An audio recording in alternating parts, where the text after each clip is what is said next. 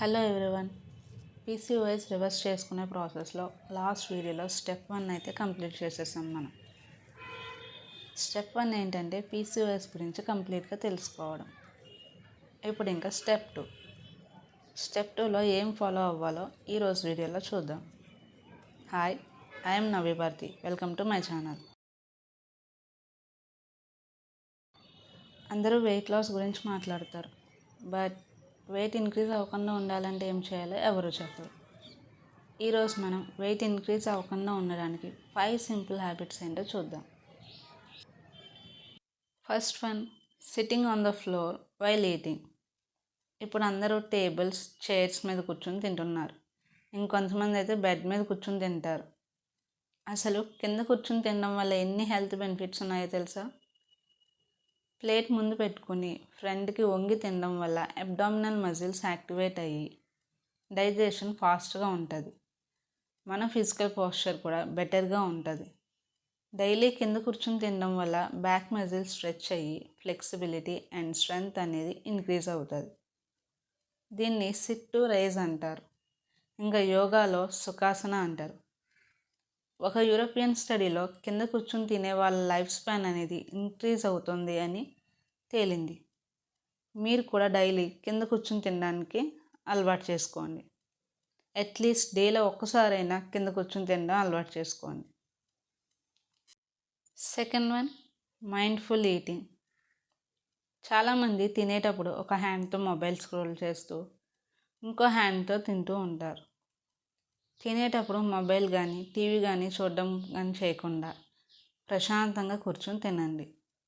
ఇలా తినడం వల్ల మన ప్లేట్లో ఎంత పెట్టుకుంటున్నాం, ఎంత తింటున్నాం అనేది క్లారిటీ ఉంటుంది. అంతేకాకుండా మన ఫుడ్ టేస్ట్, స్మెల్ అండ్ టెక్స్చర్ని మనం బాగా ఎంజాయ్ చేయగలం. Third one, use small plates. Korean dramas చూసే వాళ్ళకి ఈ పాయింట్ బాగా అర్థమవుతుంది.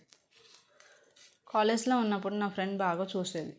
నేను తనతో కలిసి కొన్నిసార్లు చూసినప్పుడు అనుకునేదాన్ని, ఇంత చిన్న బౌల్లో ఎలా తింటారు, అసలు ఏం సరిపోద్దు వీళ్ళకి అని అనుకునేదాన్ని. పెద్ద ప్లేట్స్ యూస్ చేయడం వల్ల మనకు తెలియకుండానే ఎక్కువ తినేస్తాం.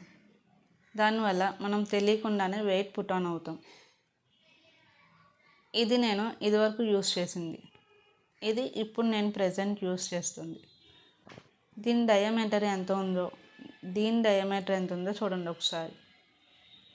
ఇక్కడ ఇంకో పాయింట్ నేను క్లియర్ చేయాలనుకుంటున్నా. ఇది నేను లంచ్కి యూస్ చేసే ప్లేట్, ఇది నా బ్రేక్ఫాస్ట్ ప్లేట్. ఈ రెండు డిఫరెన్స్ కూడా సరిగ్గా చూడండి. చాలామంది స్మాల్ ప్లేట్స్ అనగానే ఈ ప్లేట్ తీసుకుంటారు, త్వరగా వెయిట్ రెడ్యూస్ అవ్వాలని. అలా అస్సలు చేయొద్దు. ఐ హోప్ మీకు క్లియర్గా అర్థమైందని అనుకుంటున్నా.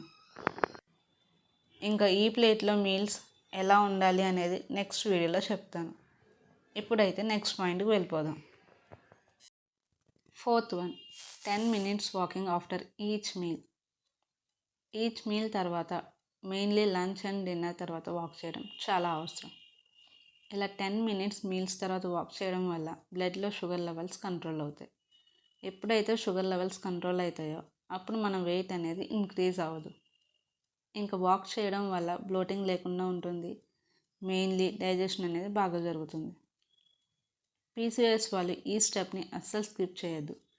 బికాజ్ పీసీఓఎస్ వాళ్ళకి టైప్ 2 డయాబెటీస్ వచ్చే ఛాన్సెస్ చాలా ఎక్కువ. వాక్ చేయడం అంటే వెంటనే చేయమని కాదు, ఒక 5 minutes ఆగి ఆ తర్వాత 10 minutes వాక్ అయితే చేయండి. Last one, sleep. చాలామంది స్లీప్ని తక్కువ అంచనా వేస్తారు. లేట్ నైట్ రీల్స్ స్క్రోల్ చేస్తూ, నెట్ఫ్లిక్స్లో మూవీస్ చూస్తూ లేట్గా నిద్రపోతారు. నైట్ 11 PM నుంచి మార్నింగ్ 4 AM ఈ టైం బెస్ట్ టైం మన గట్ హీల్ అవ్వడానికి. ఎప్పుడైతే మన గట్ సరిగ్గా హీల్ అవుతుందో అప్పుడు మన స్కిన్ హెల్తీగా ఉంటుంది. పీసీఓఎస్ వాళ్ళకి యాక్నీ పోయి స్కిన్ మళ్ళీ కొత్తగా రిజనరేట్ అవ్వడానికి best time.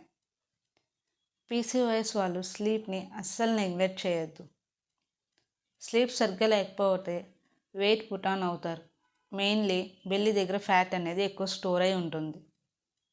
So 7 to 8 hours sleep అనేది మ్యాండేటరీ. ఇవన్నీ చాలా సింపుల్ హ్యాబిట్స్, బట్ వీటి యొక్క ఇంపాక్ట్ అయితే ది బెస్ట్గా ఉంటుంది. ఈ హ్యాబిట్స్ని మీ లైఫ్ స్టైల్లో అడాప్ట్ చేసుకోండి. వెయిట్ అనేది ఇంక్రీజ్ అవ్వకుండా ఉంటారు. Okay girls, thanks for watching.